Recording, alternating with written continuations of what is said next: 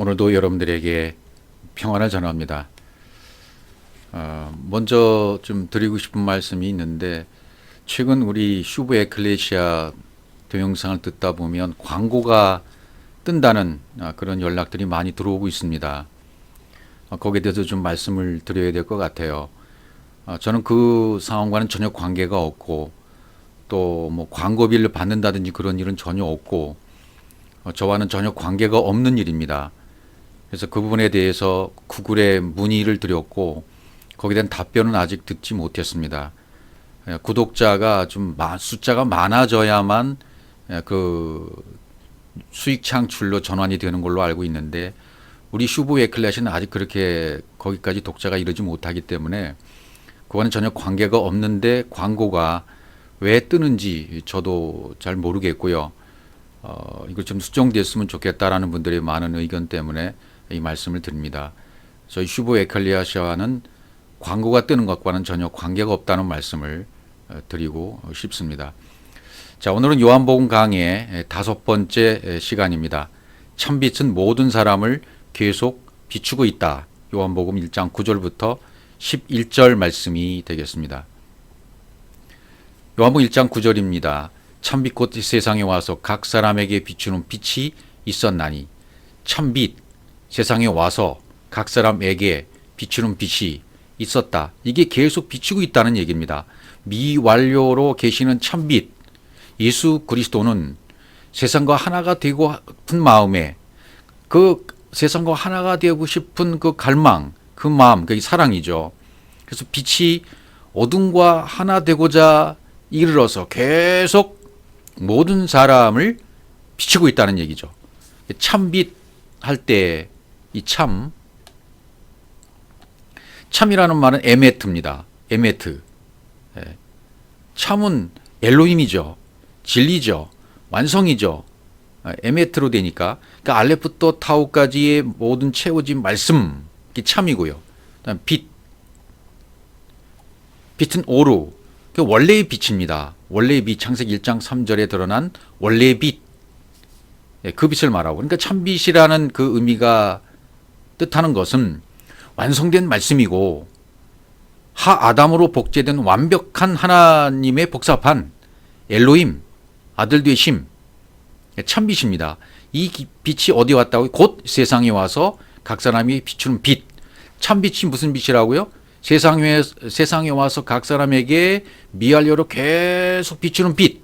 그게 참빛이라는 얘기죠. 완벽한 빛입니다. 온전한 빛입니다. 온전한 말씀입니다. 세상에 하올람, 세상에 왔어요. 그러니까 세상이라는 것을 우리 율법에 있을 때에는 세상을 나쁘게 판단하고 나쁘게 보고 나쁘게 가르쳐요. 세상은 결코 나쁜 것이 아닙니다. 예, 세상 그 안에 완벽한 것이 들어있거든요. 그러니까 이 하올람이라는, 히브리어로 말하면 세상은 하올람이에요. 코스모스가 가르쳐지고 분배되어진 진리가 온전한 영혼으로의 상태가 된 것이 세상이에요. 예, 완벽하게 지어졌어요. 그 안에 다 들어있습니다.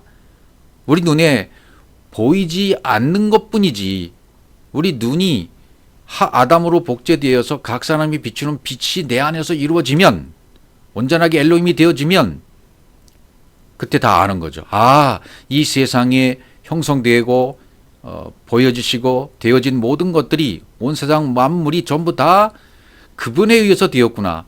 그것이 바로 그분이었구나. 이 어둠이 바로 그 빛이었구나. 이것을 깨닫게 되는 거죠. 그 하나가 된다는 얘기죠.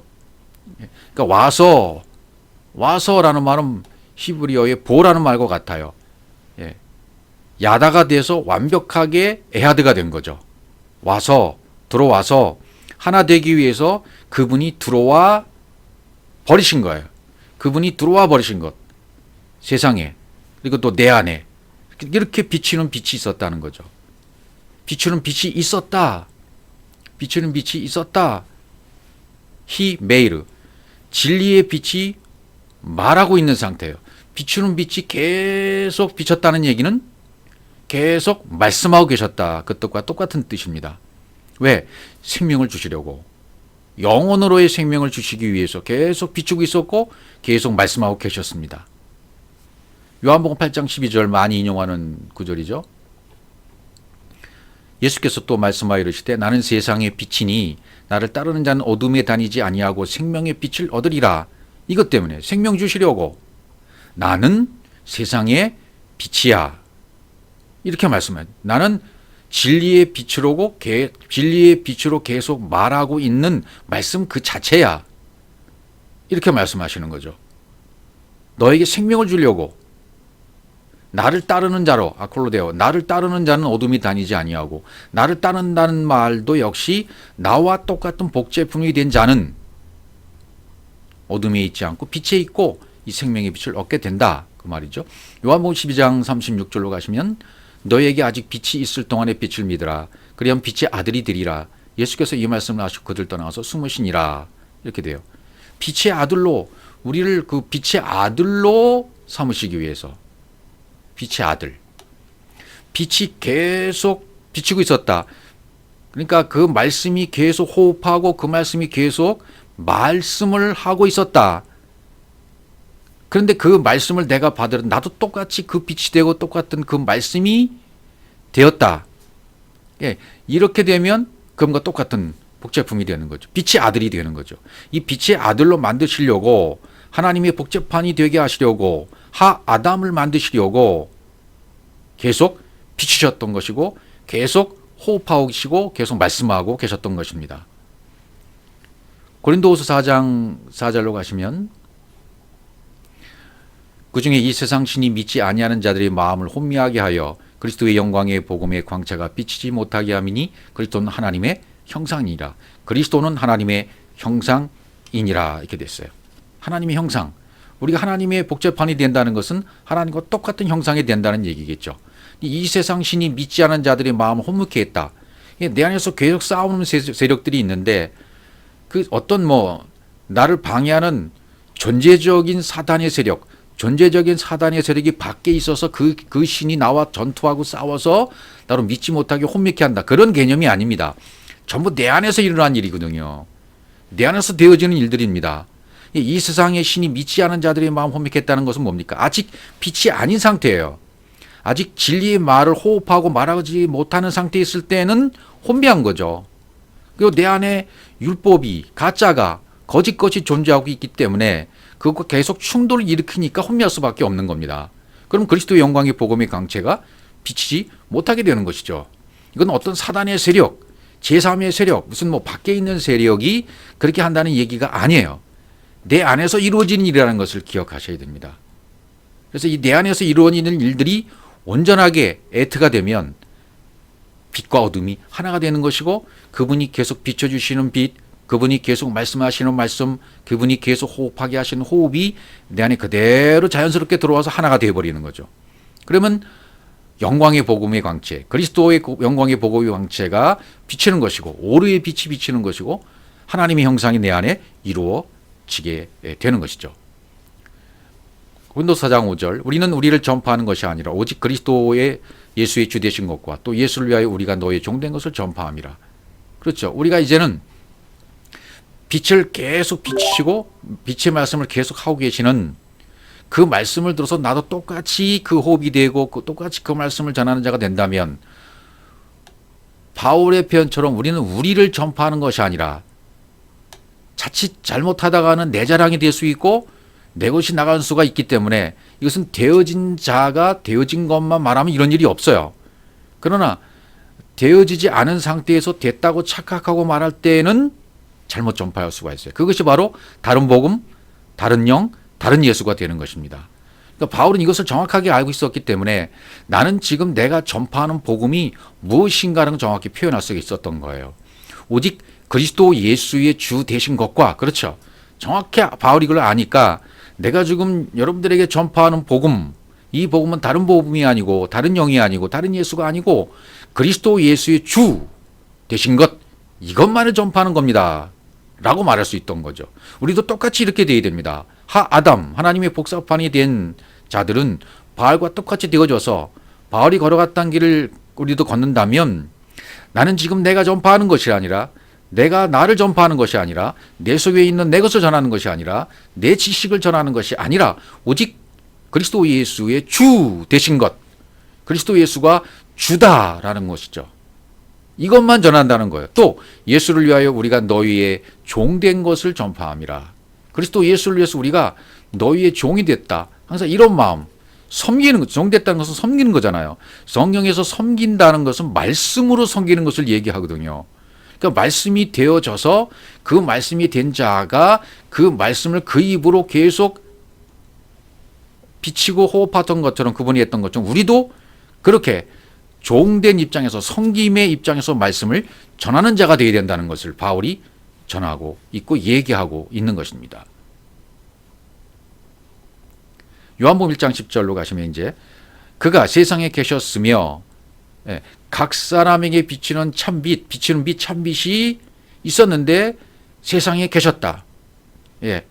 그가 세상 안에 미알려로 계셨다. 지금 계속 미알려 얘기가 나오잖아요. 계속 미알려로 계셨다. 왜? 내가 완료해야 되기 때문에, 내가 완료로 가야 되기 때문에. 그분은 미알려로 오셔서 세상 안에 오셔서 미알려로 계시고 미알려로 비치고 계시지만 그 비치는 것이 결국 내 안에서 뭐가 돼요? 내 안에서 완료가 되는 겁니다. 내 안에서 결국 완료가 되어야만 말씀이 에트가 되는 거예요. 완성이 되는 겁니다. 세상은 그로 말미암아 지은 바 되었을 때 세상이 그를 알지 못하였고, 그렇게 세상은 그로 말미암아 되었어요. 생겨났어요. 그러나 세상이 그를 알지 못했습니다. 빛은 계속 비치고 있었죠. 진리의 말씀은 계속 호흡하고 있었고 말해주고 있었어요. 그런데 그 빛을, 그 호흡을 안 받아들이는 것은 왜 그렇습니까? 어둠 안에 있는 각 사람들이 그랬던 거예요. 어둠 안에 있는 각 사람들이었기 때문에 세상 안에 계신 분을, 보와 같은 분을, 나에게 하늘의 것을 새겨주려고 오신 분을 모시지 못한 거고 깨닫지 못한 거고 알지 못했던 것뿐입니다. 왜? 숨겨져 있기 때문이었어요. 때가 돼야 계시가 되고 때가 돼야 알기 때문에 아무 때나 알게 되는 게 아니잖아요. 여러분도 그런 과정을 다 겪어 오셨습니다. 숨겨져 있는 거, 아직은 숨겨져 있는 때가 있다는 얘기죠. 아직 계시가 열리지 않았기 때문이다라고 말할 수가 있는 것입니다. 마태복음 10장 26절 보시면 그런즉 그들을 두려워하지 말라. 감추인 것이 드러나지 않을 것이 없고 숨은 것이 알려지지 않을 것이 없느니라 그랬어요. 여기 보시면 감추인 것이 드러나지 않을 것이 없고, 그러니까 감추었다는 것은 반드시 드러날 것을 전제라고 감추어뒀다는 거예요. 비밀이 있다는 것은 반드시 그것이 개봉될 날이, 비밀스러운 것이 드러날 날이 있다는 것을 전제라고 비밀이라는 말을 썼다는 것이죠. 숨은 것이 알려지지 않을 것이 없느니라. 숨은 것은 반드시 알려지게 돼 있다. 또 마가복음 4장 22절 드러내려 하지 않고는 숨긴 것이 없고 나타내려 하지 않고는 감추인 것이 없느니라. 자, 이런 표현이 다 똑같은 표현들이잖아요. 나타나지 않는 것은 감추지 않는다. 무슨 말이에요? 나타나지 않는 것은 감추이는 것이 절대로 아니다. 결코 아니다. 감추인 목적이 어디 있기 때문에, 감추인 목적은 나타내려고 있기 때문입니다. 다른 말로 바꾸면 감추이지 결코 않는다. 이런 표현이 돼요. 원어로 보면. 그러니까 숨은 것은, 감추인 것은 알게 되어지지 않는 것이다. 알려지지 않는 것은 결코 비밀이 아니라는 얘기죠. 알려지지 않는 것은 결코 비밀이 아니에요. 비밀이라는 것은 왜 비밀입니까? 반드시 알려져야 하기 때문에 비밀이 되는 거죠. 감추인 목적이 알려주려고 감췄기 때문에 그렇습니다. 누가복음 8장 10절에 이르시되 하나님 나라의 비밀을 아는 것이 너에게는 여기 허락이라는 단어가 있잖아요. 너에게는 허락되었으나 다른 사람에게는 비유로 하나니 그들로 하여 보아도 보지 못하고 들어도 깨닫지 못하게 함이라. 그러니까 반드시 비밀이고 감추인 것은 알려주려고 감췄다는 것이죠. 비밀로 했다. 하나님 나라가 비밀로 된 것은 뭐예요? 나중에 비밀이 드러나게 하기 때문에. 그래서 비밀로 드러나기 위해서는 허락된 자들이 있다는 겁니다. 만약 하나님의 것을 알도록 처음부터 공개를 다 해버리셨다면 이 땅에 아무것도 그것에 대해서 아마 듣지도 알지도 감지하지도 못했을 거예요. 처음부터 공개한다면 알아들을 사람이 없는 거예요. 알지도 않으려고 할 거예요.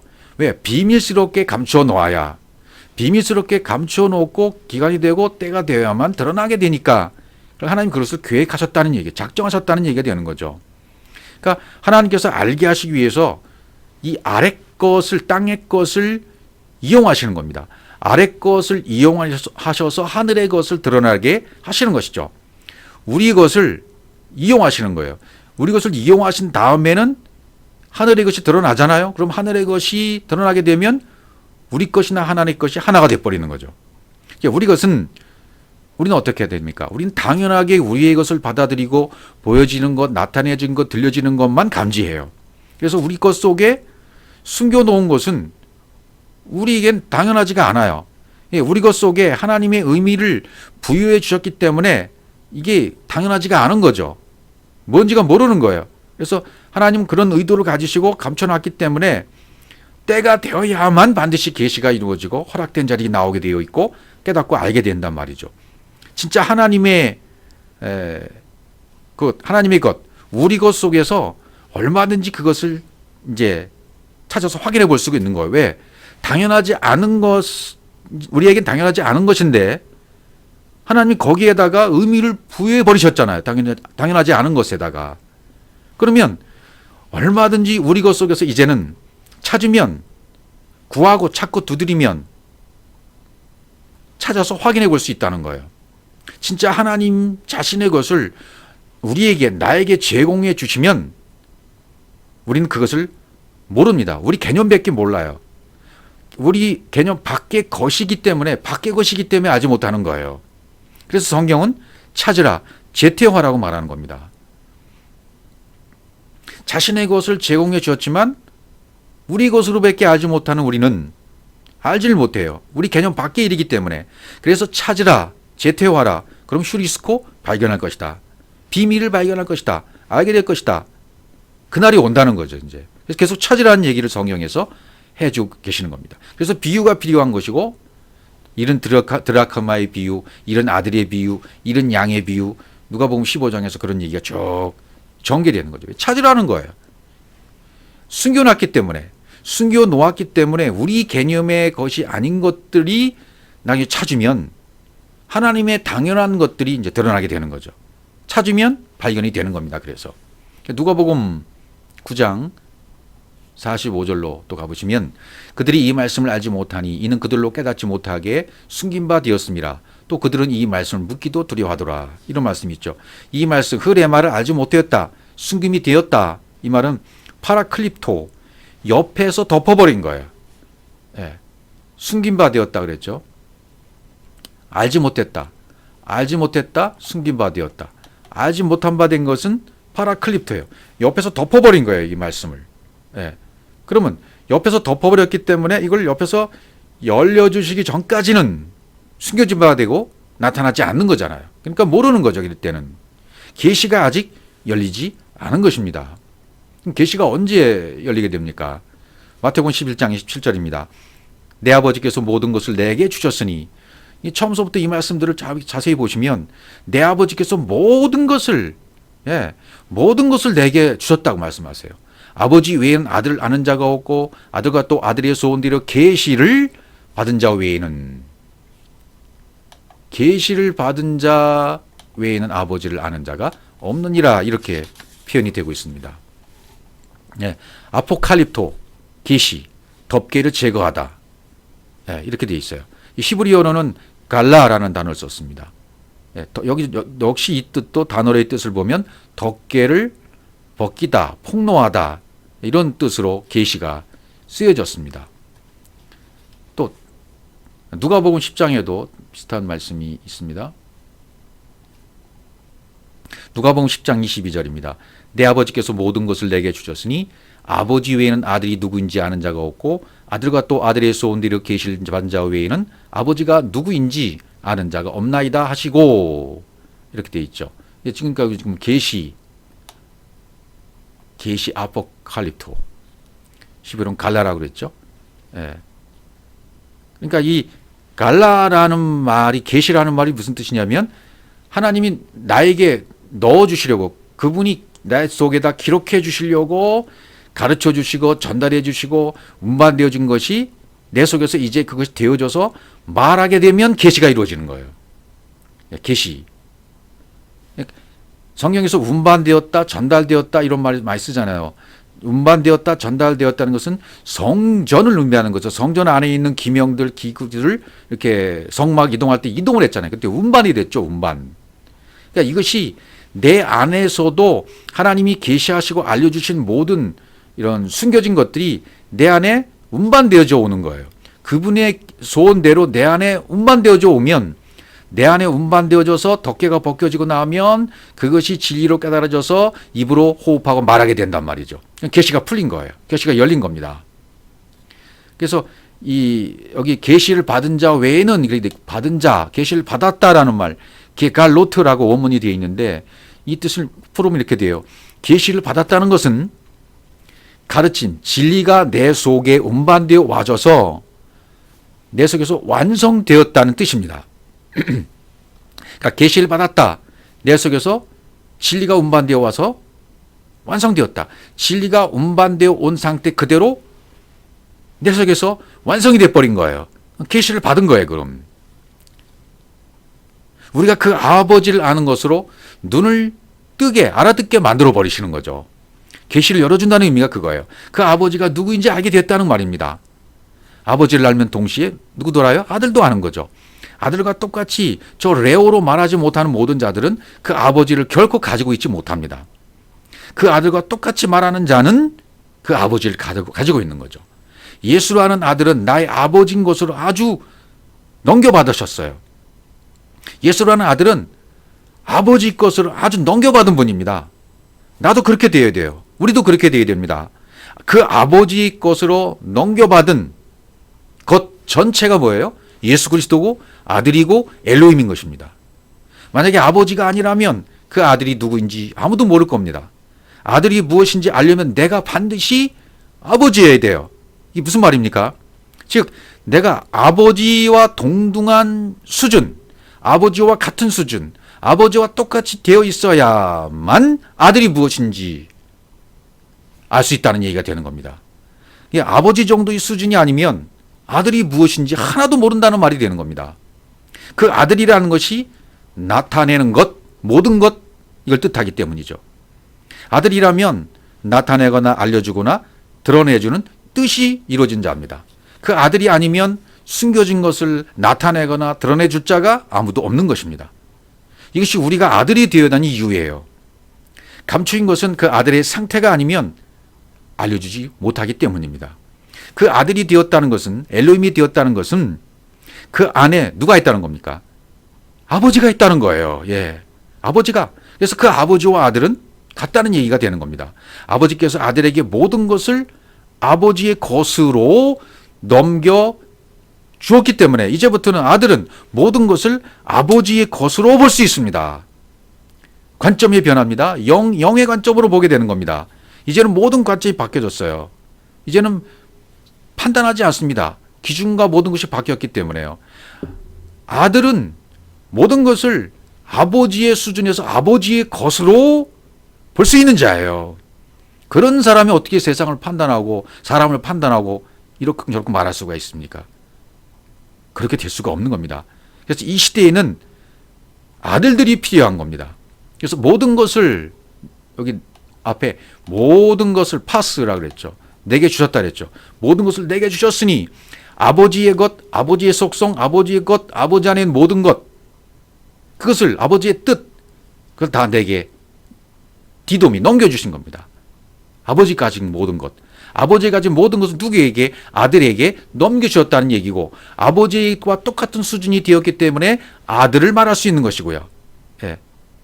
동시에 되는 거죠.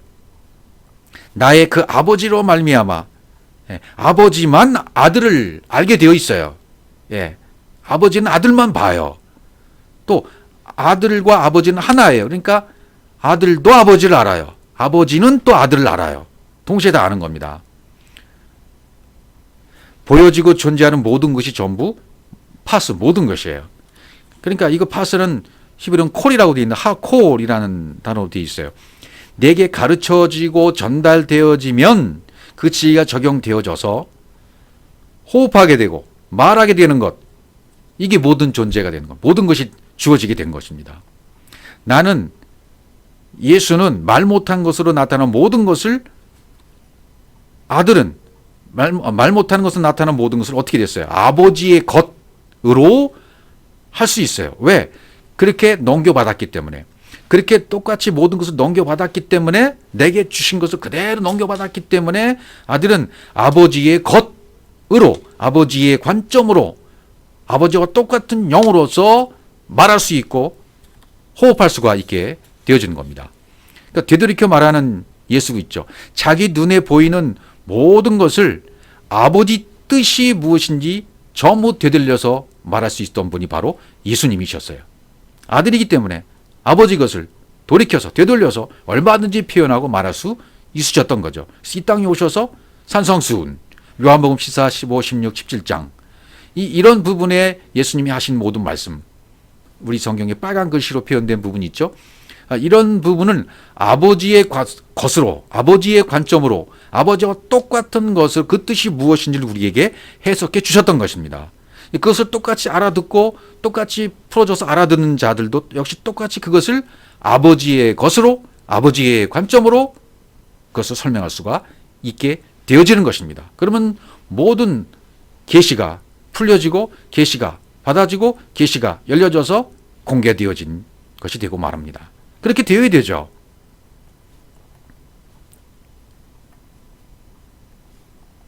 자, 갈라디아 1장 12절입니다.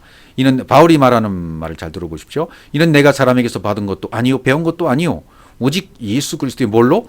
계시로 말미암은 것이라. 이렇게 얘기해요. 이게 서신서의 제일 앞에 보면 가장 많이 나오는 바울의 표현이 뭐예요? 이는 사람에게 받은 것도 아니요 사람의 뜻도 아니요 오직 하나님의 뜻대로라는 말이 나와요. 하나님의 뜻대로 받은 것을 나도 그대로 전한다. 이게 바울의 복음이었어요. 다른 복음은 뭐예요? 다른 복음, 다른 영, 다른 예수는 뭐예요? 사람에게서 나온 것이고 사람에게로부터 받은 것이고 사람의 뜻이 가미된 것이죠. 그러나 우리 주님이 이 땅에 오셔서도 아버지의 뜻만을, 아버지의 것만을, 아버지의 관점만을 전하셨고 사도 바울도 사람에게서가 아니라 하나님의 뜻대로 받은 것, 계시로 예수 그리스도의 계시로 말미암은 것 이것만을 전파했다는 것입니다. 갈라디아 3장 23절에도 믿음이 오기 전에 우리는 율법 아래 매인 바 되고 계시될 믿음의 때까지 갇혔느니라. 믿음이 오기 전에 우리에게 그리스도께서 오시기 전에 계시될 믿음의 때까지는 결코 열려지지 않는다는 거예요. 결코 하나님의 뜻, 하나님의 것을 말할 수 있는 상태가 아니라는 겁니다. 이게 계시될 믿음의 때까지는 열어주지 않다가 이때가 되면 율법 아래 매인 것이 다 풀어지고 모든 것이 열려지고 그분이 아버지의 것으로 열어준 모든 것이 내 안에 다 들어와 아들로 깨닫게 되고 아들과 아버지가 하나인 것으로 알게 되어지고 아들이 아버지의 관점, 아버지의 것으로 풀어질 때는 계시가 다 열려진 거죠. 풀려진 것이죠. 그래서 마태복음 11장 25절 그때 예수께서 대답하여 이르시되 천지의 주되이신 아버지여 이것을 지혜롭고 슬기 있는 자들에게는 숨기시고 어린아이에게는 나타내심을 감사하나이다. 이렇게 되어 있어요. 그러니까 겉의 것이 죽어야 속의 것이 사는 거죠. 겉의 것은 율법, 성전, 예수, 귀신 뭐 이렇게 다 말할 수 있죠. 이것이 은혜와 진리로 바뀌어지면 육신의 생각, 잘못된 생각이 완전히 그리스도라는 말씀으로 바뀌어지는 것이죠. 우리가 그리스도라는 말씀으로 살게 되어지는 것이죠. 그러니까 예수께서 죽으신 목적이 뭡니까? 그 감추인 지혜를 드러내려고 내가 아버지로 가야 하기 때문이에요. 예수님이 십자가에 죽으시고 아버지로 가시면 보혜사가, 다른 보혜사가, 또 다른 보혜사가 오는 거예요. 하나가 되는 거예요. 그러니까 육신으로 아무리 전해도 못 알아들어요. 못 깨닫습니다. 근데 아버지로 가면 다시 아버지로 올 것이기 때문에 그때가 바로 성령의 때예요. 성령으로 오신다는 얘기죠. 아버지로 가서 아버지로 오면 다른 보혜사로 오는 것이고 보혜사가 오면 죄에 대해서 의에 대해서 심판에 대해서 친절히 가르쳐주고 엘렌코 하시고 책망하시고 가르쳐 주시는 거예요. 친절하게. 그때가 되면 성령의 때가 되면 감추었던 지혜와 비밀을 깨닫게 되고 말하게 되고 전파할 수 있게 된다. 그 말이죠. 요한복음 1장 11절로 가보시면 자기 땅에 오매 자기 백성이 영접하지 않았으나 이렇게 돼요. 그분이 빛이 비치고 계셨던 그 참빛이 오셨으나 세상을 알지 못해요. 자기 땅에 왔는데도 자기 백성이 영접하지 않아요. 아마 여러분 이때 아버지 마음을 한번 가늠을 해보십시오. 얼마나 이 마음이 답답하셨을까. 우리를 보셨을 때도 얼마나 계속 그런 사랑스러운 눈초리로, 긍휼의 눈초리로, 자비의 눈총 어린 마음으로 우리를 계속 바라보고 계셨잖아요. 우리가 못 깨달을 때에도 계속 빛을 비춰주고 있었으니까, 참빛은 계속해서 미아르 상태로 나에게 비춰주고 있었으니까, 그 말씀을 찾아오셨으니까요. 영접할 때까지. 그러나 자기 땅에 와도 자기 백성 영접지 않아요. 그가 자기 것들에게로, 그가 여기 다시 해석해 보면 그분이 자기 땅에 왔다는 것은 자기 것들에게로 왔어요. 왜? 하나 되기 위해서 온 거죠.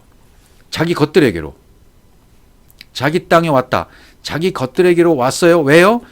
하나 되기 위해서. 자기 것들과 하나 되기 위해서 오신 거예요. 그런데 자기 것들이 그들을 받아들이잖아. 영접하지 않았어요. 자기 것들이 받아들이지 않았다. 영접하지 않았다. 그런 말이 되는 거죠. 자기 것들 속으로 들어오면 이게 파랄람버라예요. 영접이 되는 겁니다. 들어왔다. 히브리어로 보. 또 영접했다는 말은 카발이라는 단어를 썼어요. 그런데 이렇게 카발 영접이 돼야 되는데 영접지 않았다는 말은 뭐예요?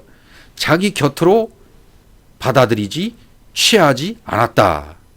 그러니까 그 가르침과 그 말이 나에게 운반되어 와서 내 마음을 관통시켜야 되는데 그 말씀이 운반되어 오다가 관통되지 못하고 쓰러져 버린 거죠. 없어져 버린 거죠. 이게 영접치 않은 거죠. 빛은 계속 비추고 있었고 말씀은 계속 오고 있었고 그 말은 계속 들려오고 있었는데 그것을 각자가 받아들이지 않았습니다. 취하지 않았습니다. 그 마음이 아직 완악해서 그 마음에서 관통이 안 돼 버린 거예요. 그 가르침과 그 말이 자기 것들에게도 왔지만 자기 것들이 계속 그 마음을 관통시키지 못했기 때문에 영접이 안 되었다는 말이 되는 것이죠. 왜? 자기 것이 강해서. 자기의, 자기 가치관, 자기 철학, 육신이 너무 강하기 때문에. 그래서 사도 바울은 로마서 10장에서 이렇게 말합니다. 10장 3절 하나님의 의를 모르고 자기 의를 세우려고 힘써 하나님의 의에 복종하지 아니하였느니라 이렇게 돼요. 하나님의 의, 자기 의가 대칭으로 대별되고 있죠.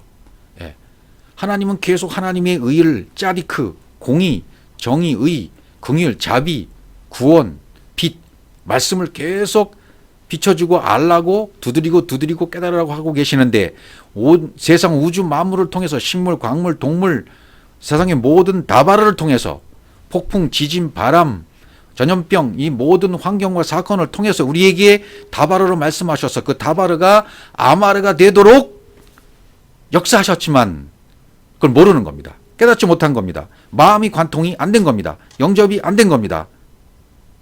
왜? 자기의 때문입니다. 자기가 세워놓은 기준, 자기가 세워놓은 가치관, 자기가 세워놓은 나쁜 말로 개똥철학, 자기 철학 이게 남아있기 때문이에요. 이게 얼마나 끈질기고 고래심줄보다 강하고 얼마나 강한 건지 모릅니다. 이걸 세우려고 종교인들은 이걸 세우려고 끝까지 노력을 하잖아요. 그래서 자기 이름 석자를 세우려고 자기 이름으로 교회를 세우고 성전을 건축하고 수만 명을 모으려고 그렇게 노력하는 이유가 어디 있습니까? 자기 의 때문에요.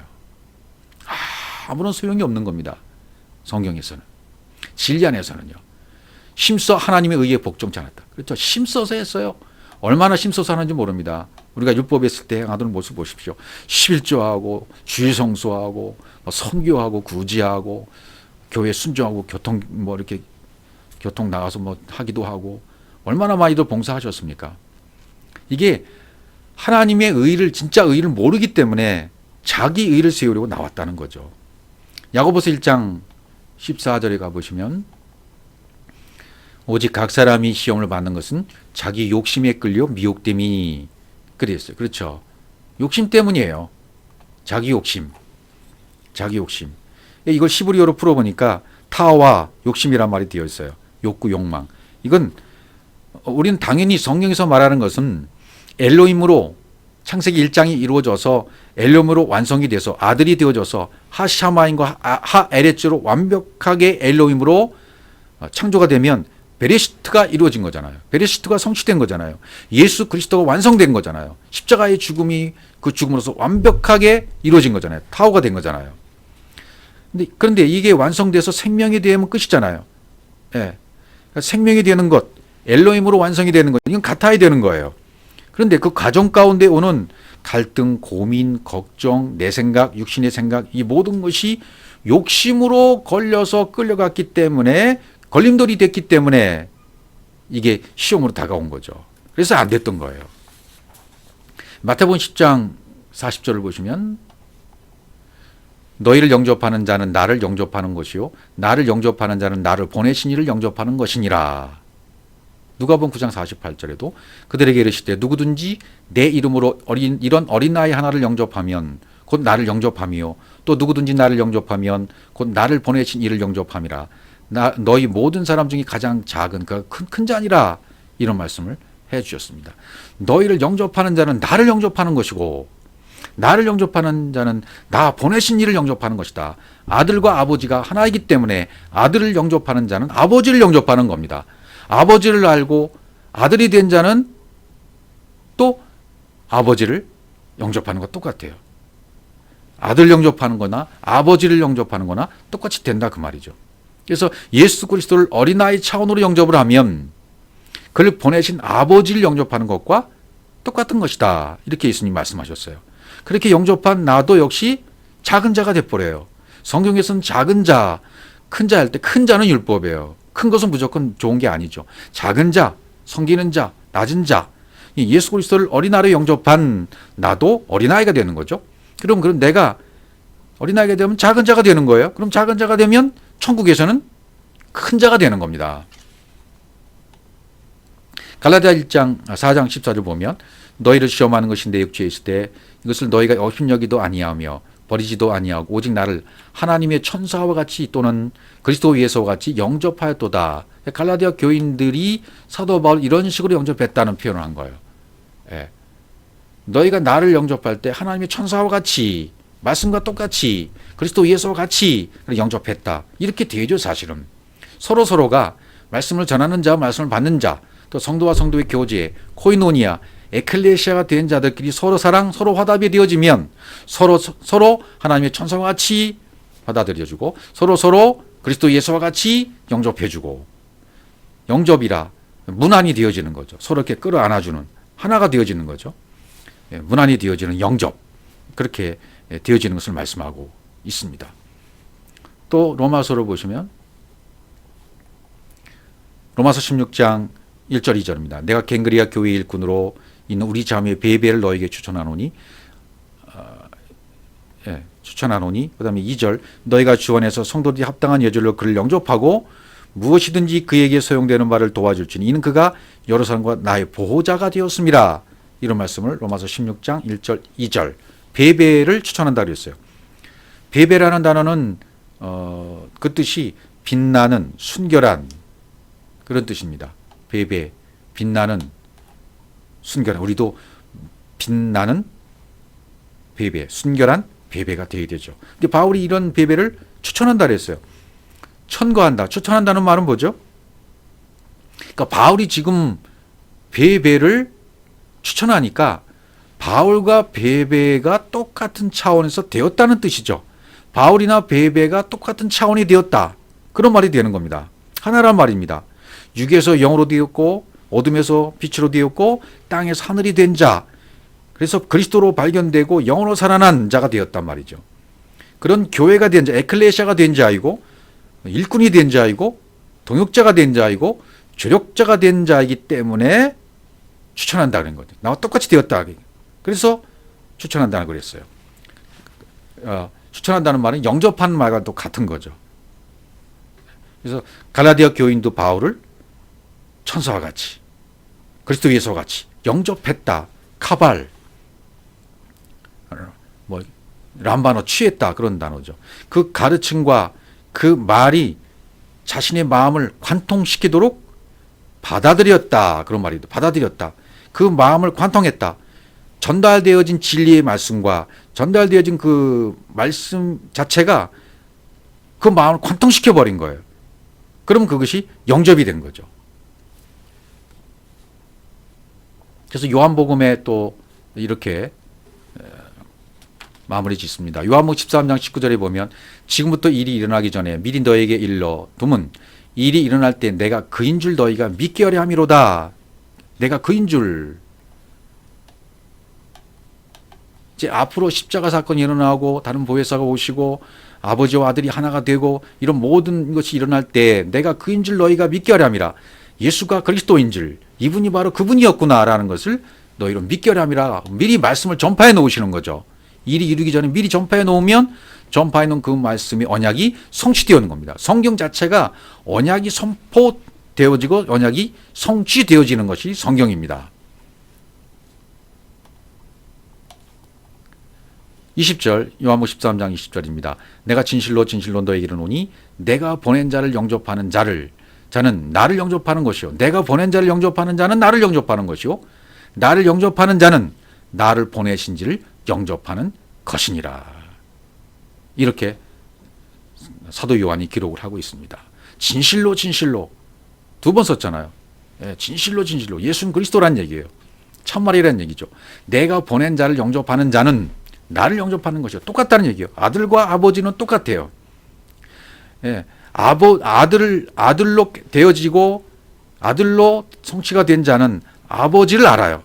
또 아버지는 아들만 보아요. 아버지와 아들은 하늘이기 때문에 똑같아요. 하나이기 때문에 똑같아요. 그래서 우리도 아들이 되어진 자는 아버지의 것으로 되어진 자예요. 아버지의 것으로 말할 수 있는 자예요. 아버지의 것으로 전파할 수 있는 자예요. 그렇게 전파되어지면 그렇게 전파되어진 걸 통해서 또 다른 사람이 또 영접하고 또 영접하고 또 영접하는 일들이 계속 일어나게 되어지는 것입니다.